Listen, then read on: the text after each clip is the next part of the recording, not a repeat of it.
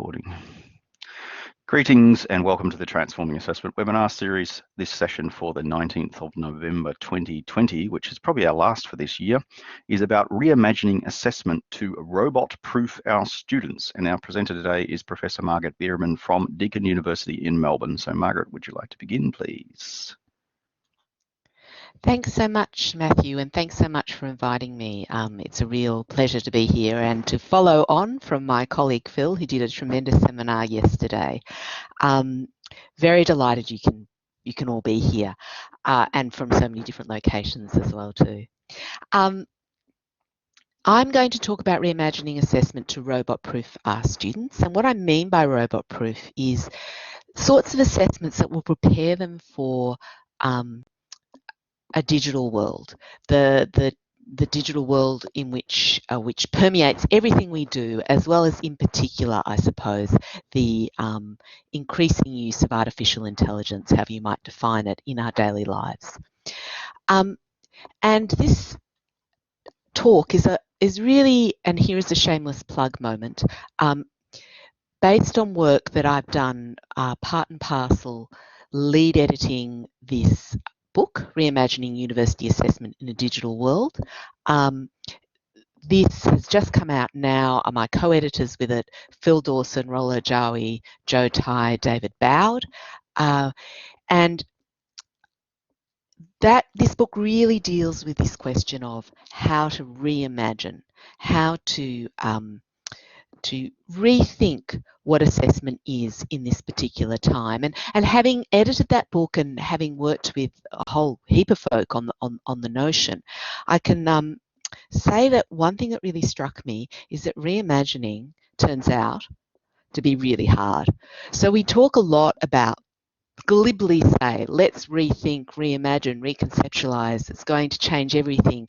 But when the chips are down, you actually look at what you can do or what you might do that is really revolutionary and different. It's actually a big exercise, both in imagination and also in making something that is simultaneously applicable and relevant to what we do. So this is our attempt at the book. I think there are a lot of really interesting ideas within it. There are some practical examples. There's a big section on data analytics. End of shameless plug. You'll see some of the ideas come out in the talk today. And thanks, Joe, for putting the link to the book in the chat. And she's mentioned the discount code. I'm afraid the discount code expired 10 days ago. So that otherwise I would definitely be posting it as well too. Thanks, Paige.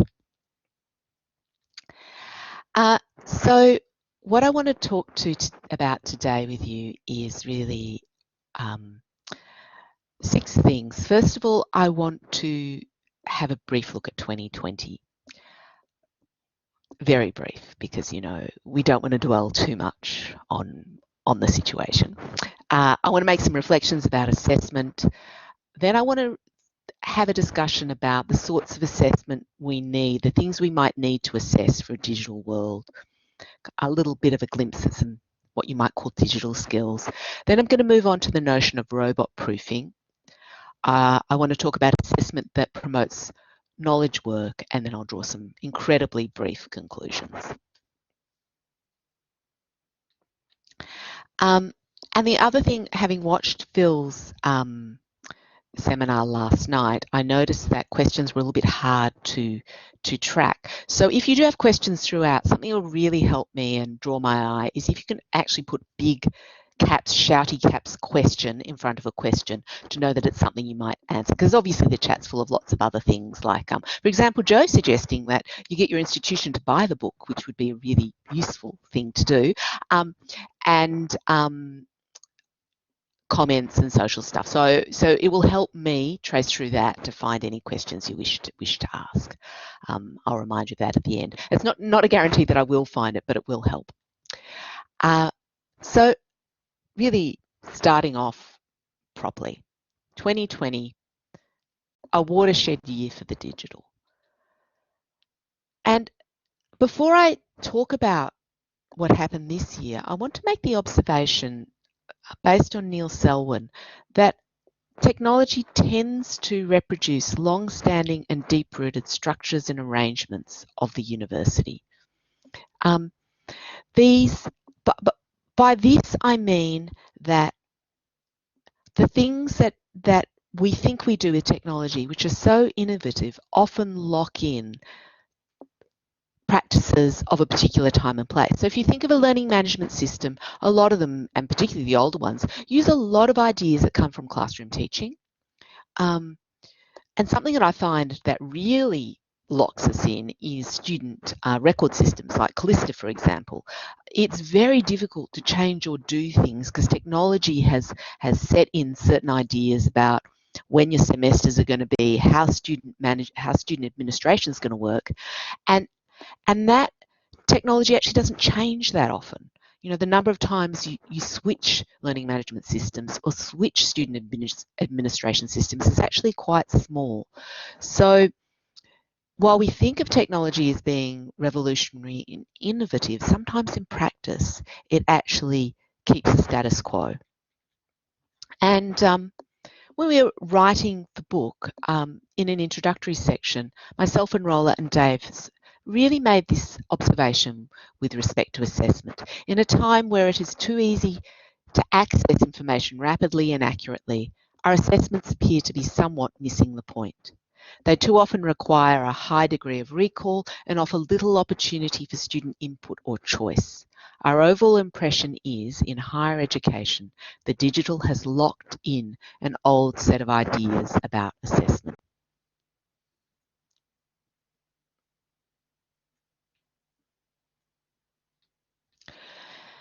And then, of course, we hit 2020.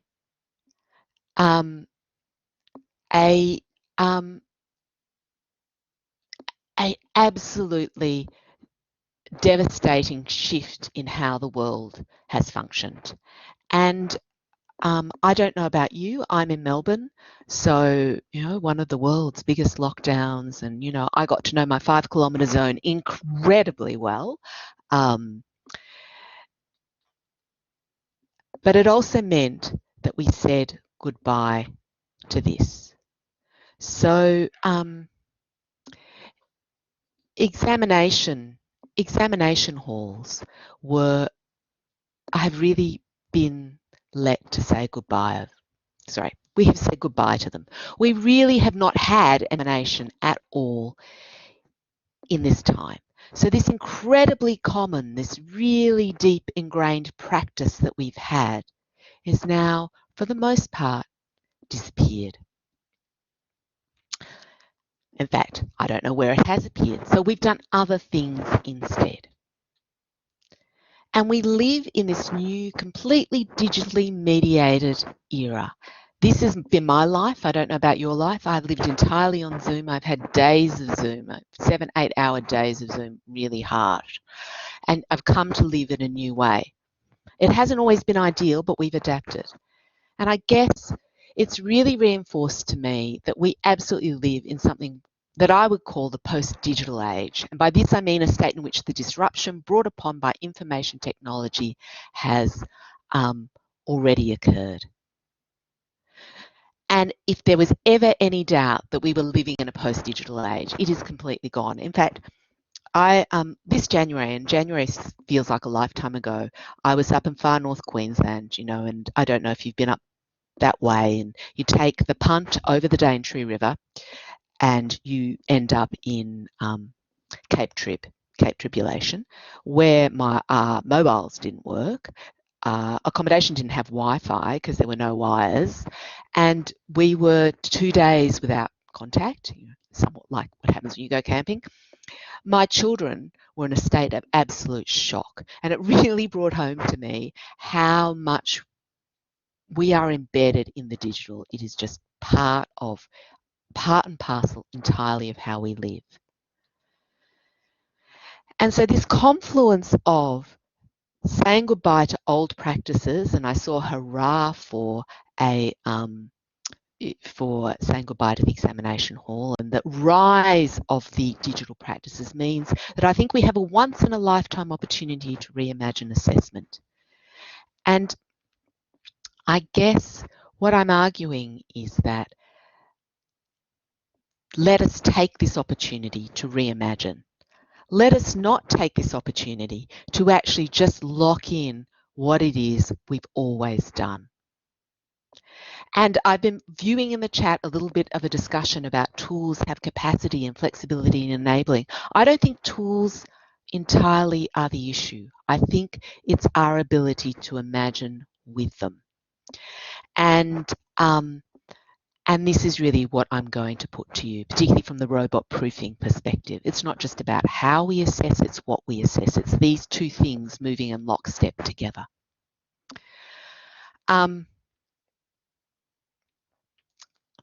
And again, I can see in the chat, which is rolling as I go, and it's really distracting actually. So I'm going to move in and out of talking to it.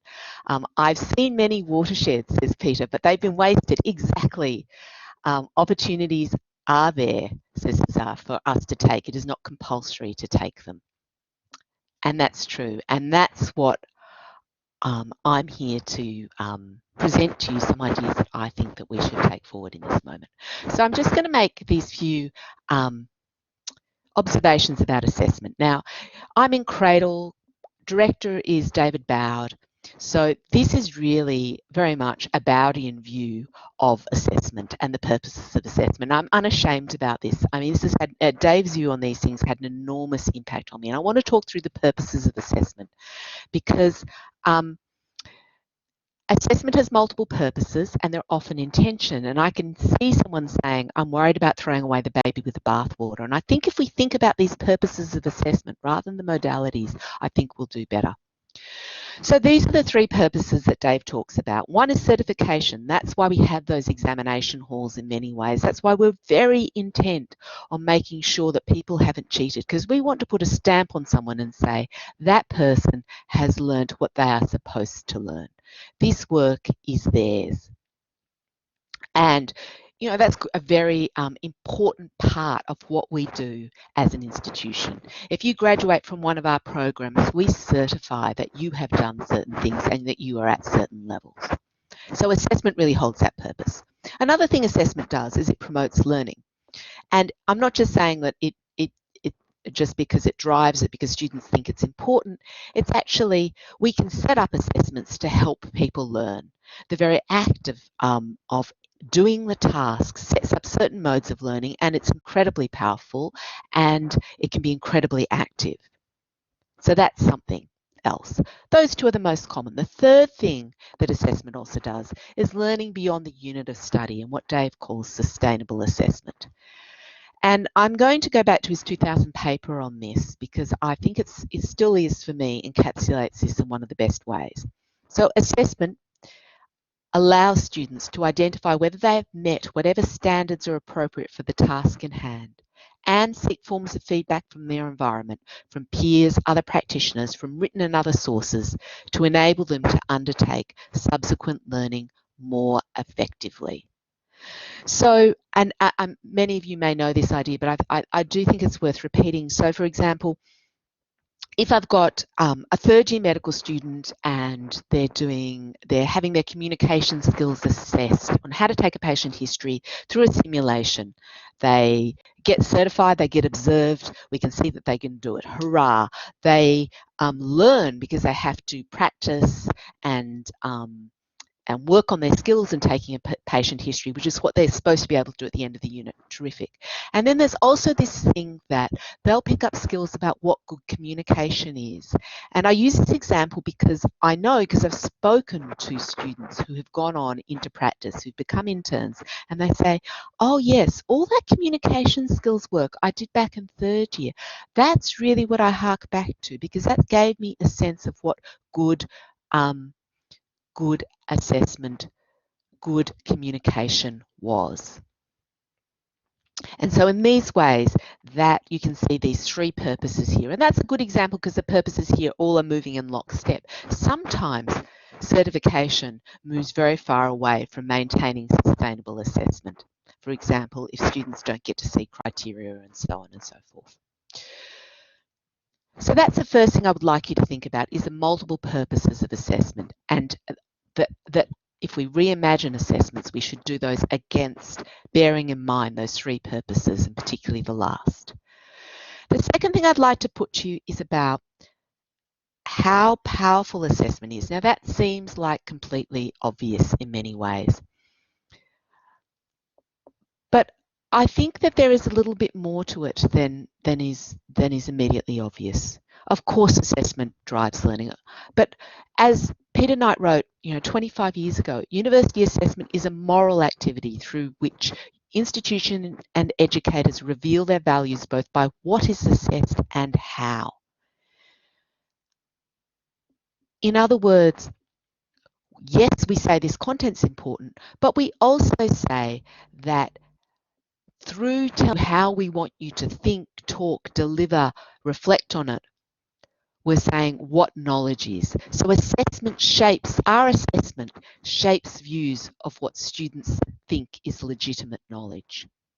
And Kelvin Town gives this lovely example, and in the same way that I don't want to say that I'm against all invigilated exams or I'm against multiple choice questions, I do think they have a place. It's just perhaps they're often taken for granted as being the only way forward, and perhaps a relative weighting is not right with those particular things. So with multiple choice questions, I suppose this can be read as a critique, but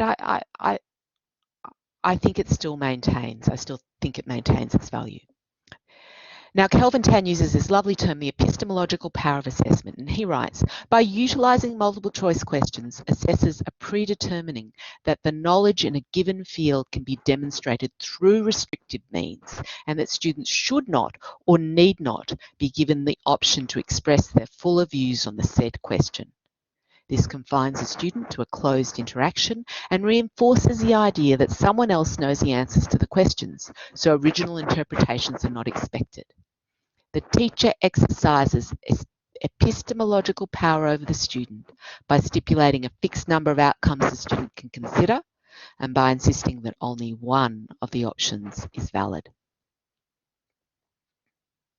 So you can see that in this way, a multiple choice question suggests, and I don't want to get into the detail of the various sorts of multiple choice questions, but just in general, a simple quiz will suggest this is a question that has a right and a wrong answer. There is one answer that's correct, and that knowledge is bound in these fixed places. And that has some merit, but it still may not have the merit that we give to it. And all our assessment exerts some type of power about what knowledge is or isn't. So those are the two things I want to bear in mind: the purposes of assessment and the sorts of power that assessment exerts over our students.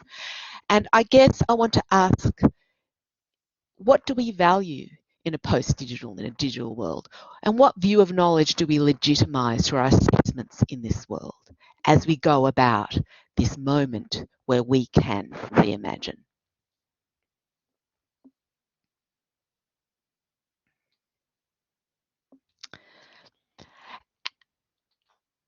I'm getting so distracted by the chat. I do apologise. If I get my words muddled, it's because my eyes are keeping sideways. I could turn it off, but I'm far too fascinated by what you're saying, and I'm really enjoying the debate.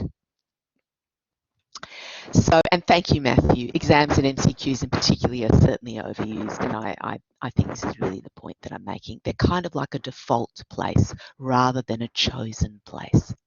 So now I want to talk about assessment for a digital world. And you might have seen this stuff before. Digital skills, digital competencies. Van Laar and colleagues did a nice systematic review synthesising a lot of work that had been done on this in 2018, and they sort of came up with these categories. And I put them here because I think they illustrate some of the challenges I see with this kind of approach. They talk about core dimensions, technical, information, communication skills, technology capacities, information management, communication, collaboration, creativity, critical thinking, problem solving, and these contextual dimensions, ethical awareness, cultural awareness, flexibility, self-direction, and lifelong learning. And one of the, I have some challenge with these sorts of framings. I feel like it's putting up aspirations that are just, you know, like the perfect human being who is creative, who thinks critically, who can solve every problem. And I sometimes struggle also with ideas like creativity. I think we can help teach how to be creative. I don't know if that's the same thing as teaching creativity. So I do struggle with these, and I'm of the view that while it's important and so important for that these are the skills that people do use in the workplace, that I do think for me that they are all contextual. And there's this lovely sort of activity theory critique of what was called at the time generic skills. Thankfully, that phrasing tends to have gone out of use. And I'd argue that these skills are entirely contextual. That is, what is creative for an engineer is very different than something as creative for a novelist. These are not quite the same ideas.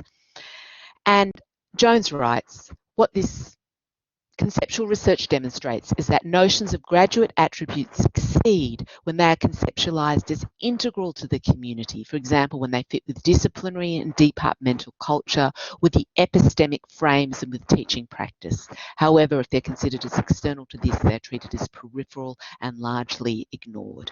And you've certainly seen our students dismiss some of things out of hand. Medical students dismiss their communication skills training out of hand, even though they're actually quite central to what they're going to do, because they're not seen as being, you know, within integral to what it is that they're seeking to learn. So so I do think that we need to be careful with these sorts of thinking about digital skills.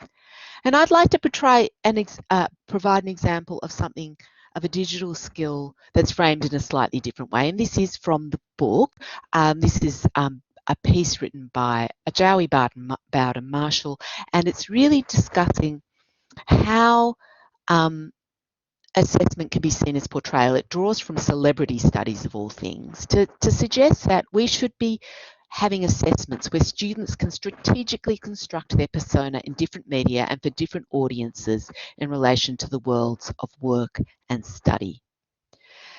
And I really like this idea of portrayal, because you can see here it's different medium for different audiences. It has to be contextually bound. But at the same time, it necessarily engages students with, you know, digital skills, technical communication, that dreaded word creativity, cultural awareness, etc., bound up within the purpose. And I was at the Deakin the Deakin Teaching and Learning Conference earlier, and I saw this wonderful work by a colleague of mine, Adam Brown, and it really put to mind how Adam's already doing this. Now, obviously, it's in social media, collaboration's the name of the unit. It's very clearly going to be front and centre thinking about these sorts of things, but there's no reason we can't put this through other types of programs. And this is a unit description. It's just taken from the internet. And you can see I've bolded the assessment. Students will create and share online content through interactive and collaborative assessment, developing their individual portfolios and learning how to strategically build a dynamic online network and presence. And what I really like about this work is its portrayal of self to industry in a way that breaks down some of our barriers. So this is one of the assessments out of this unit, a 2 to 3 minute video uploaded to YouTube about something about the students. So they have to choose how to portray themselves, how they're going to represent their personal interests in a kind of, as a student, as a professional. It assesses a range of video making strategies, etc., has some critical reflection and so on, and it's assessed. But the point is that they make this video, they upload it, and the student uploaded their video to LinkedIn, was contacted employer, and subsequently gained some assessment. So this portrayal of self really crosses down the boundaries between what we're doing in the academy and industry. And I think that's something we can really do in a much more fulsome way in a digital world. And I think that this comes to that sort of notion of, well, everything is digital, everything's embedded, and those boundaries are really starting to blur. And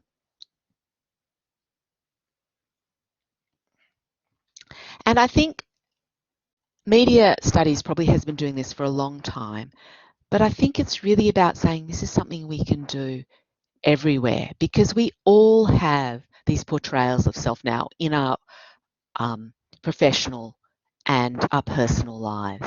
And to understand some of this stuff is really important. And I think that we also need to give students some feeling about the ethics of what they're doing as well too, because there's quite a lot going on at stake here.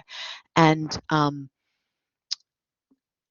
I think knowing and understanding in a deeper sense about how social networks work, how they embed in a professional sense is really important, and there's no reason why we can't thoroughly embed this into our assessment.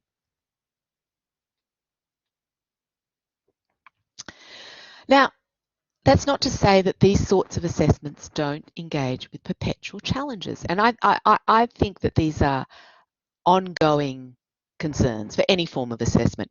But I mean, you're all here because you're interested in assessment. What I'd like to say is that I think that these challenges are what makes assessment interesting as well too. So we often say, oh, assessment's hard and all the rest of it. You know, that's why we're here. That's why before I worked in assessment, I went, oh my goodness, it's not interesting. And then I really learned how frankly exciting it is to do assessment design, to try and manage all these different things and to get something that really works. It's really very pleasurable. Maybe that's just me.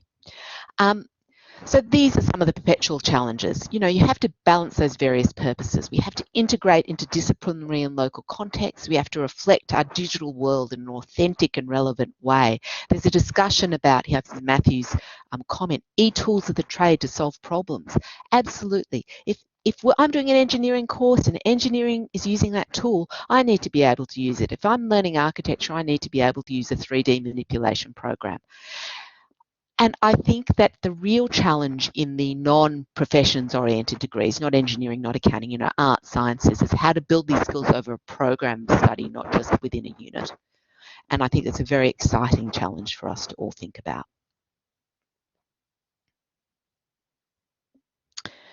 And I think the other thing to reflect on about technology is it constantly changes. So the other thing that we need to do is teach people in ways that allow them to think about this moment now and into the future. And that's why I like the idea of assessment as portrayal rather than learning particular social media skills, because we really need to go for principles.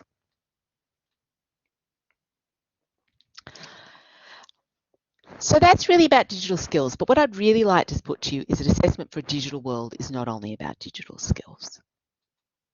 And this is where we come to the robot proofing. And I think those assessments, by the way, are fairly robot proofed in the way I'm about to describe them. Now, the fourth industrial revolution, a term coined by Schwab, and he said every day we see the emergence of new technologies, and every day we see a widening gap between progress and society's ability to cope with its consequences. And he calls out things like artificial intelligence, robotics, the Internet of Things, autonomous vehicles, etc., etc. And whether it is an impending shift in the nature of work as technology changes production systems, or the ethical implications of re-engineering what it means to be human, the changes we see around threaten to overwhelm us if we cannot collaborate to understand and direct them. I think this is a huge challenge for higher education, and if it's a challenge for higher education, it's a challenge for assessment. You know, the smart things that machines already do better. This isn't, as you probably are well aware, this isn't a brave new world. Machines are already doing tax returns, they're already doing facial recognition, they're already doing pathology image recognition, a whole host of things we take for granted that would have once been classified as AI, possibly aren't anymore. You know, spell check, Google Translate, searching hundreds of web pages, complex calculations, and etc. The future is now. And Aoun makes this point very strongly that we need to robot-proof higher education. And education for the digital age needs to focus not just on what technology and understanding what technology can do, but also what it cannot do. at least for now and perhaps never. In other words, a robot-proof education nurtures our unique capacity as human beings.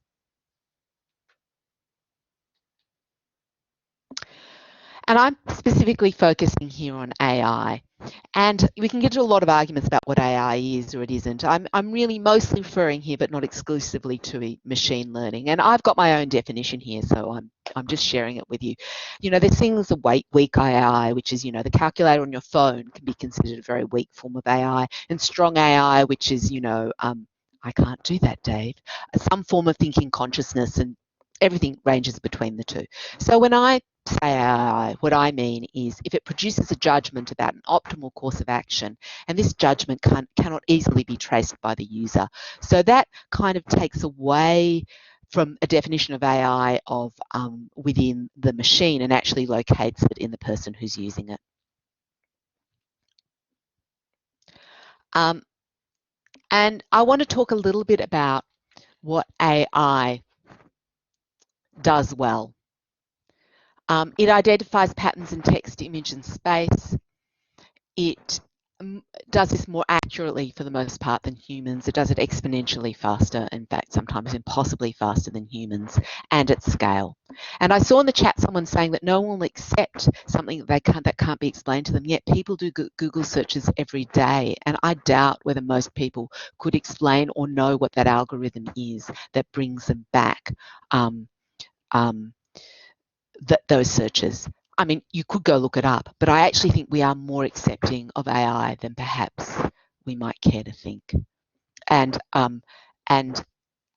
would just recently like to point, without getting too political about it, to perhaps some recent elections that might have demonstrated, in fact, how people do accept things, I think, without a lot of, shall we say, evidence or rationale behind them. I'm going to give an example of an automated essay grading. Now, Pearson's done the most work on this. They do a lot of automated essay grading. They've also done a lot of research, and they mark essays, significant numbers of essays, automatically. And they can show that if they do it well, and they show that if they do heaps of them, then they can give the formative grade back to the students, and the students will do better on the next round. Now, they do it by having millions and millions of essays and just looking for the characteristics and the grading and sort of identifying the patterns that reflect certain grades on an essay and that sort of classification work. That's just, I mean, I'm sure it's much more complicated than that, but that's in essence what's going on, I believe. However, they also note some things. Essays are restricted to particularly appropriate topics and tasks. That is, not all essays can be marked in this way. And systems are bounded by the quality of the original data set. Let's hope it's not racist or challenging. And there are no dialogic explanations. You get a grade, you don't get some sort of commentary on your particular work and saying, what were you thinking, and etc. So, in other words, this gives a really good example of what an AI can do very well. Within a bounded set of tasks, it can move, it can mark faster, it can do it very reliably, it can do it absolutely at scale. But there's a whole heap of things that it can't do either. And they are reliant on this original corpus. So in a way, they're always reliant on people telling them what the standard is. And I have this rule of thumb, and I think there's some people are saying this somewhat in the chat as well, which is moving a little bit too quickly for me to read. But my rule of thumb is if a machine can grade a task, a machine can probably do the task. And when we're thinking about assessments that we set, then that's not a bad way to think about stuff that will be robot-proof. If a machine can grade it, then it's likely not a robot-proof task. And I guess my contention to you that I think that knowledge work is uniquely human. So there's a whole heap of stuff that's robot-proof, but I really want to focus on this one domain. Two things: knowing what makes good work, evaluative judgment, Joe's and Phil and colleagues are in the room, and they've done a lot of work in here, and I'll shout out to in a second. And knowing how you know, what Luckin calls meta-knowing and is often called personal epistemology, these two things. And I think our assessments can work on this. And I agree, Rose Luckin is a megastar, and I feel very lucky to have worked with her. Evaluative judgment. And I'm lucky to work with Joe, who is also cited in this paper here. Evaluative judgment is a capability to identify quality of work of both self and others. So you need to be able to know what good work looks like in your own work and other people. And this is really true for our graduates. They need to be able to construct their own sense of quality within a unique practice environment. And again, I've done this work in medicine. Looking at, I'm doing some work at the moment, looking at how intensive care doctors come to know whether they've done a good job or not. It's really hard. I argue that assessment can promote evaluative judgment through cycles of self-peer and educator assessment, through making these judgments about your work and others' work and having others make judgment about yours. And I think assessment tasks that promote evaluative judgment prompt students to answer these questions. And I also often find that evaluative judgment is easiest understood through these questions. What qualities make this a good piece of work? If I were to set the criteria for success, what would they look like? And how do I know if I've done a good job? And I would also put to you that these are questions machines aren't very good at answering. The corpus of material, when the essays were graded, were reliant on humans setting the standards, identifying the qualities that made it a good piece of work. This is not something a machine can do. So that's one side of it. The other thing, other piece of knowledge work I think assessments can do is around meta-knowing.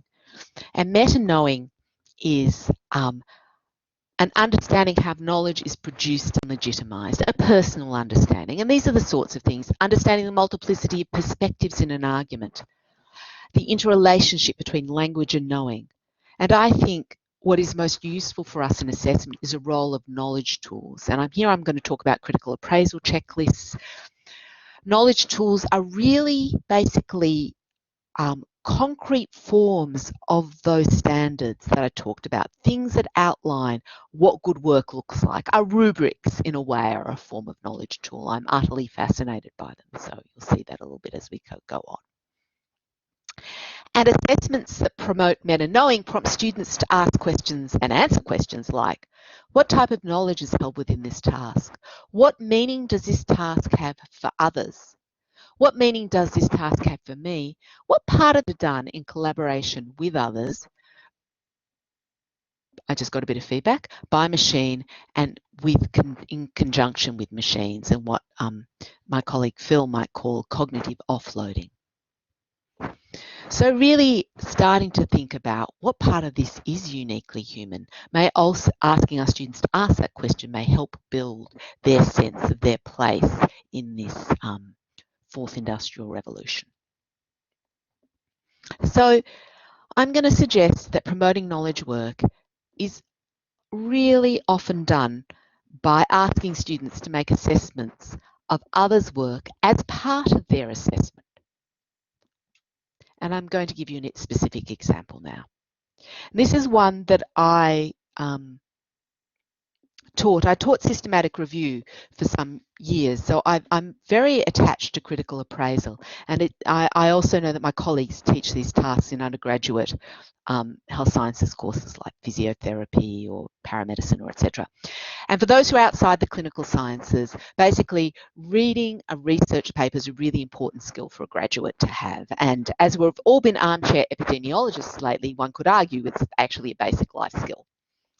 And critically appraising the literature usually requires students to read a publication, a paper, might be given to them to assess its quality. There are a really set series of tools to say, well, what makes a paper good quality? And this is something that they're going to go out and do when they've graduated in their actual practice. You know, a physiotherapist needs to be able to know if this latest version of shoulder manipulation works, or if the evidence behind it is weak. So it's really important work.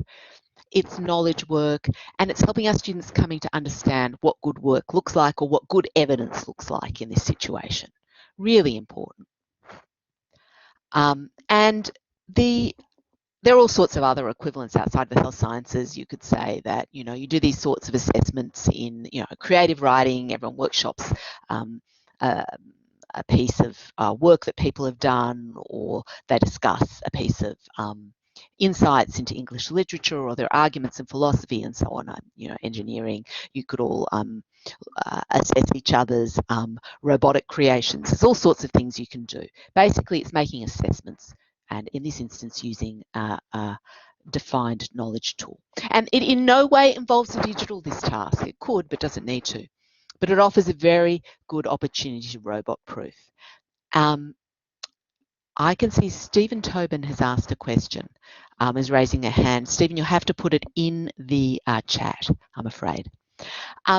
So consider a series of linked critical appraisal assessment tasks. So this is a concrete example. It's not something I've done, and but I have taught critical appraisal a lot. So this is a conceptualized approach. I'd love to see if someone goes out and does it. And basically, I'm suggesting this is a series of tasks that take place over time. It's not something you want to do all together, maybe 6 months apart.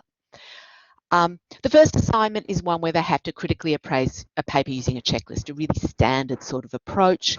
They get the rules-based checklist. I've seen plenty of these. You know, is this a randomized controlled trial? Is it double-blinded? Basically, it's a recipe. And I think in theory, a machine could probably rate the literature, rate evidence according to these standards. A big enough corpus, it's kind of a recipe read. But then we ask the students to do some formative reflective prompts. What do I learn from this paper and how? What do I learn from this task and how? Starting to build those ideas that feed into some gradable tasks. We ask them to discuss how knowledge, or possibly evidence, is constituted in this task. How does this contribute towards evidence? How do we know what evidence is? And then we could even ask them, if we'd have a discussion about AI, what a machine could do and why in this task. So we're starting to build an assignment which is not just about critical appraisal. We're appending to this critical appraisal some knowledge work, contextualized knowledge work. Then we get another assignment, maybe 6 months down the track. And you critically appraise a paper using a checklist and compare your appraisal with the work of peers and others. You have your rules-based checklist. You do the same formative reflective prompts. But this time, you start to identify the differences between the perspectives, yours, your peers, and the experts, and the reasons for them. And you might consider how you would change your own perspective and why. And this is starting to also bring up that use of these checklists are actually not recipes. They appear a little bit recipe-like, but there's actually really valid differences that people take between them. And if you've ever assessed papers for evidence, it actually appears straightforward, and sometimes it is, but a lot of the time there's a lot of grey in there, and we're starting to unpack the grey.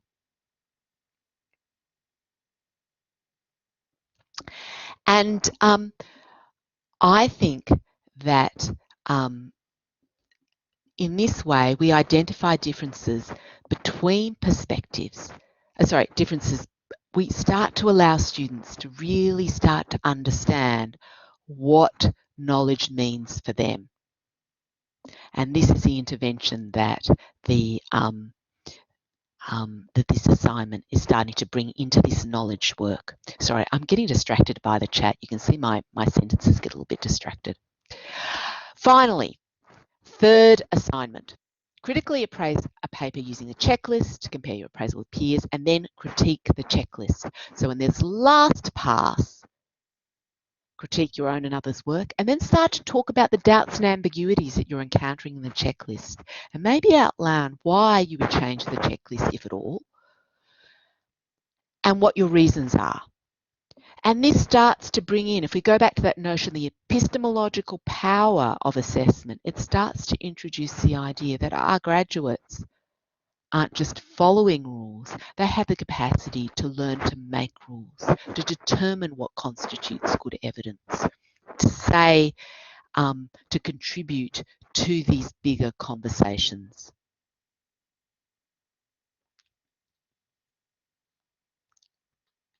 So it's a very quick example. In this example, not directly involving the digital, but focused on complementing the digital. Builds evaluative judgment, meta-knowing, two capabilities that are uniquely human, integrated with a discipline, runs across the program. But this is a big one here. Needs to be weighted so it is not tokenistic. A lot of the time, critical appraisal tasks are 10%. Maybe they should be a lot more. They're really very hard. They require you to have to understand a lot of things in order to be able to do. And maybe that knowledge, multiple choice question that requires students to learn so many different things actually becomes weighted much more lightly, narrowly. Some very quick conclusions.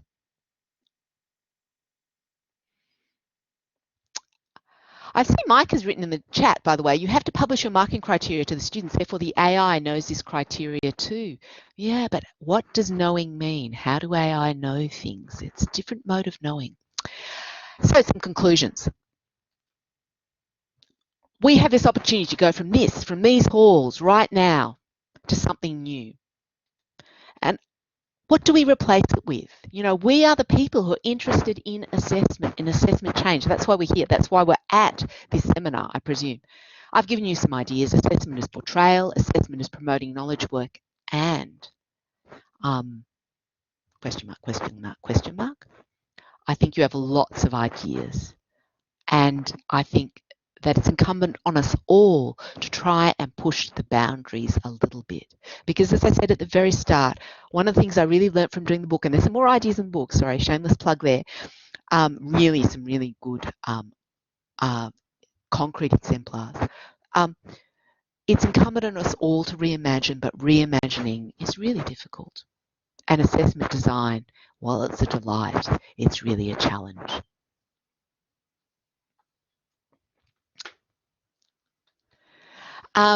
So please label your questions with the prefix question. It will help me find them. And Mike, this is very last question. You have a real AI expert on your team that you've discussed it with. Yes, I have discussed this with real AI experts. I don't know whether I classify as an AI expert, but I do have a base computer science degree, so I feel like it gives me a few amounts of insights.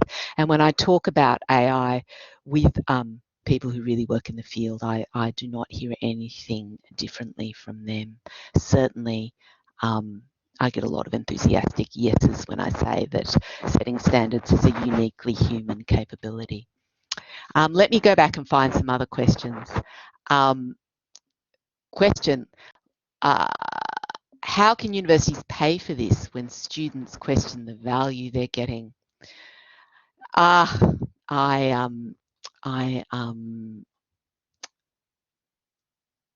I think it's incumbent on us to persuade them. I think our students are quite anxious about the world that we face, and I think that we can persuade them that they're getting skills that will be of value to them.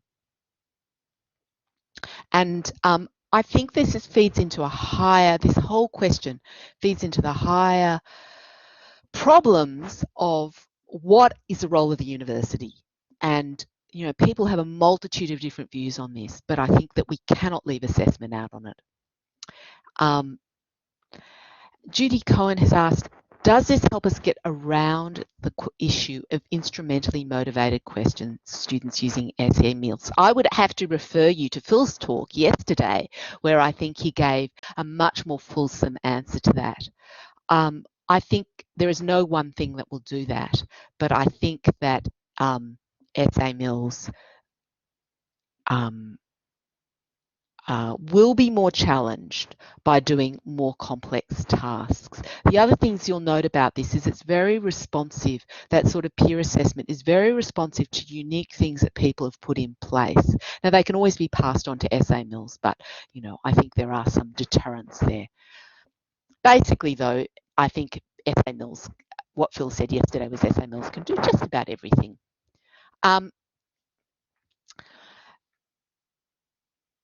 And I think that, let me just scroll back and find out some more questions here, because there's some wonderful questions that I saw. How would AI marking work in a standardized assessment framework where only certain amounts of HDD, etc. are encouraged? I'm not an AI expert, as I said before, but my understanding of AI is actually would probably cope with that really well. Better than we would. It would be able to normalize in a heartbeat. I'm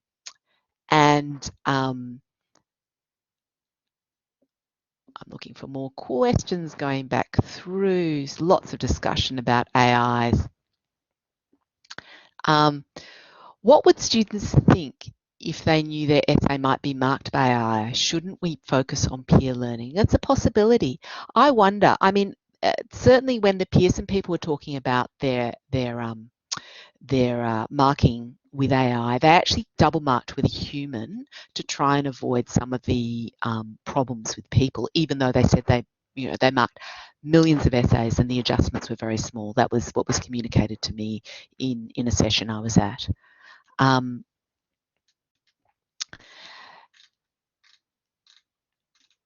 I'm just rolling back through the questions. Oh my goodness. What? See if I can find anything else. Oh my goodness.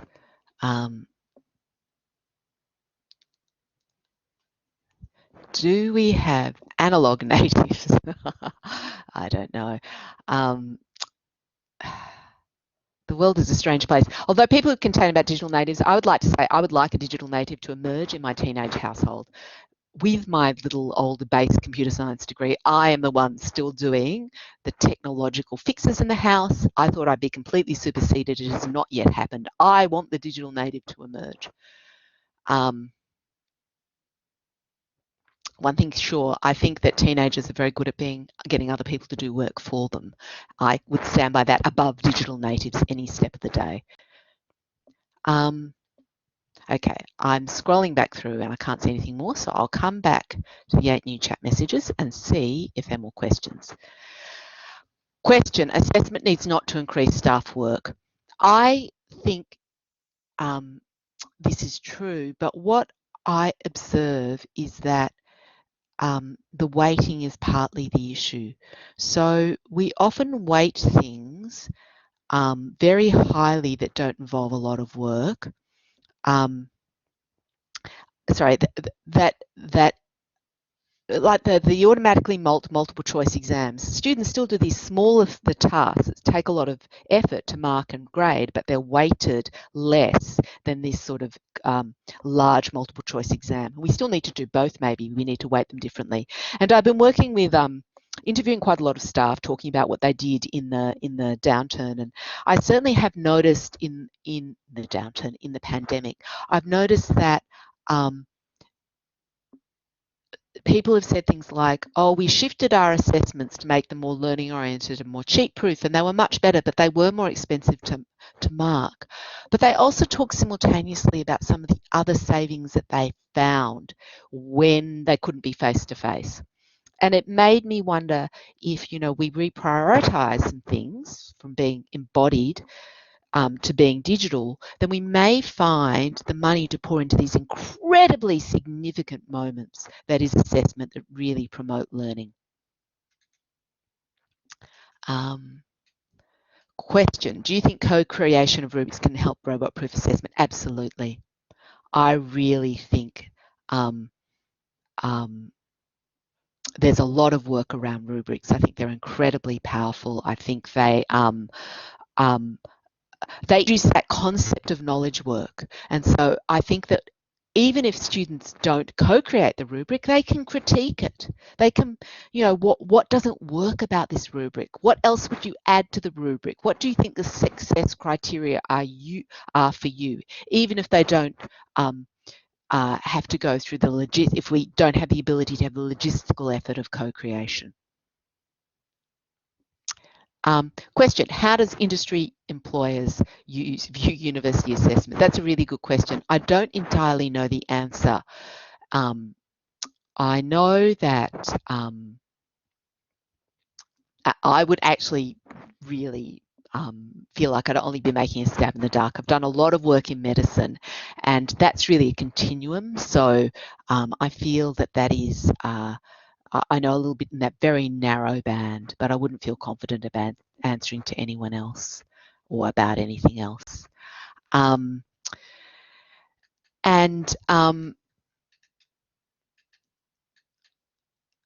So someone's mentioned, Jane has talked about process folio. Fantastic. I think portfolios, process folios sound like a great idea, Jane. And Joe's saying, I suspect that industry is only aware of the assessment that they themselves went through rather than happens now if there's a difference. And I think that's true.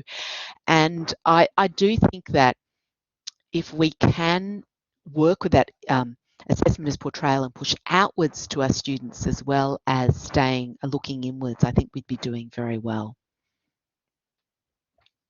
A very long comment.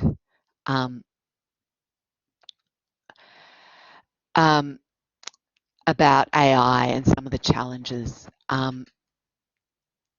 And I think with AI, and I think there's a lot of work there, and there's also a lot of work in AI research about explainable AI. It's really, really difficult. And someone's saying, I hear a lot of dissatisfaction with the quality of graduates. I think again, it's quite industry specific. And also, remember, there's always dissatisfaction. I once did a project on medical people complaining about the lack of anatomy and anatomy assessment within medical education.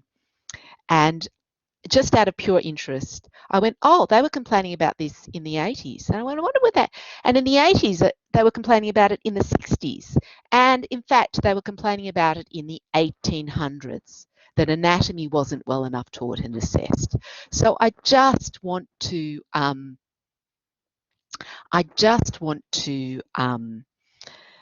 say that, you know, graduates often are seen as being lacking in skills, but this may be part of the perpetual problem.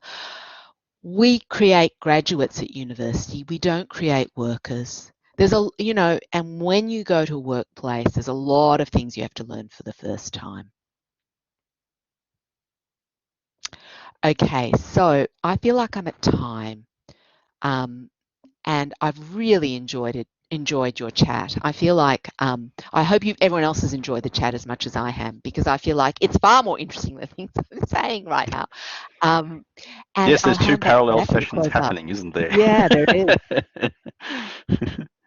Yeah, but it'll be all in the recording, and I chuck the text chat on the recordings page as well. There's been some really great links shared today as well, so if you've missed it, folks, you'll be able to get it from the recording page as well.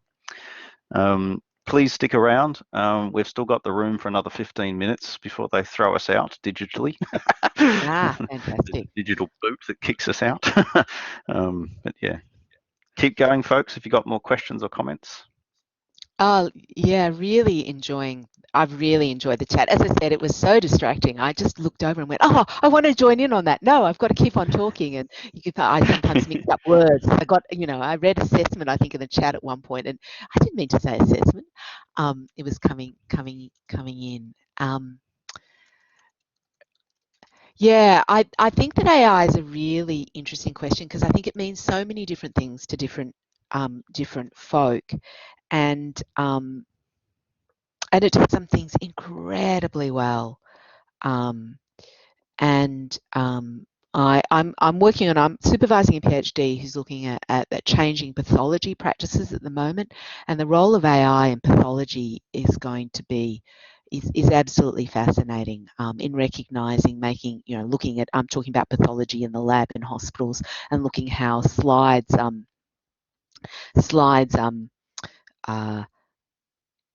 match or don't match diseases. The future is now. And the fascinating thing is that pathologists not only use the AI, but when they get their results, they feed into AI. So this is kind of huge loop between something. And the question, don't people assume AI can't do something until it can? That's absolutely true. The other thing that happens is what people say is they say, well, AI could never translate a language. And then AI does it and they go, well, that's not really AI. It's not what we mean. But there are some things that machines can do and that people can't do. If you want to read about that more fulsomely, I would refer you to Rose Luckin's fabulous book. It's about school education, not higher ed. And she writes about artificial intelligence, and she writes a huge argument that distinguishes artificial intelligence from human intelligence. It's a really good work. Question. Why couldn't a lot of what's done in undergraduate degrees be done vocationally? Why should uni teach spreadsheet skills? I think, I don't know, I feel very strongly about university education, and I feel very strongly about learning skills that are both contextualized and pluripotent, and the tension between these. The things that I learnt at university were about certain ways of doing and thinking and being, and I've come through to apply them in different ways. And I said early on I had a base computer science degree, and what I find really interesting is that even though that was too many years ago to remember, and before anyone says anything about AI, interestingly, a lot of the AI techniques I learnt in the late 80s, and that's really aging me, and early 90s, really still are in play now. Is that I still actually tend to think like a computer science and a scientist, and I see it in colleagues who've trained in computer science. I can see the way that we think, break down problems, bear some semblance of those very early times, yet it's not vocational. It's incredibly abstract. I mean, there are very few computer scientists, believe it or not, who actually work. Most people who work in IT are not computer scientists. It's quite a abstract sort of lay of the world. And I am so pleased to be in a session where someone is quoting Isaac Asimov. That makes me feel like, and Douglas Adams, I feel like I am actually in a parallel universe that I'm very happy about. And now we can argue about whether it's Arthur C. Clarke or Douglas Adams who made the quote. And again, you can tell that I did a computer science degree because obviously I've read Arthur C. Clarke and Isaac Asimov and etc. And that really is a true sign of someone who's come through that pathway.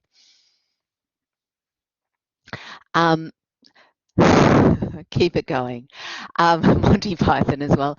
I feel like this is just, I hope this is not being recorded. It feels like live. I feel like in some worlds this would be live shame. The true nerdiness of my past is being writ large in the chat. Well, I think that while we're on this note, Matthew, I feel like we could wind up now. There are 39 people left, and it is being recorded all the time. And I feel like we have gone down. Yes, sorry, Margaret, you're captured very now. low. Your secrets are all out. Indeed. Look, how do I feel about Heinlein? Can I mention? Oh, look, I'm here. Wearing a feminist lens, Heinlein is very challenging. Very, very challenging. There you go. That's all I've got to say on that front. I feel like thank you very much for coming to the session, and I'm going to pass back to Matthew right now rather than commenting on your posts about science fiction. No worries. I'm just going to show your last slide with the references so that they're captured in the recording, and of course the slides will be available on our website as well. And that's it. This is the last transforming for 2020.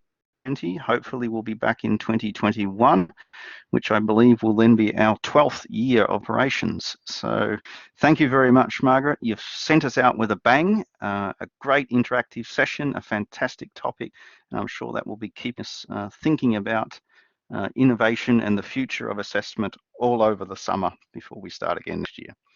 So thanks very much, folks. And thank you again for the invitation. Most welcome.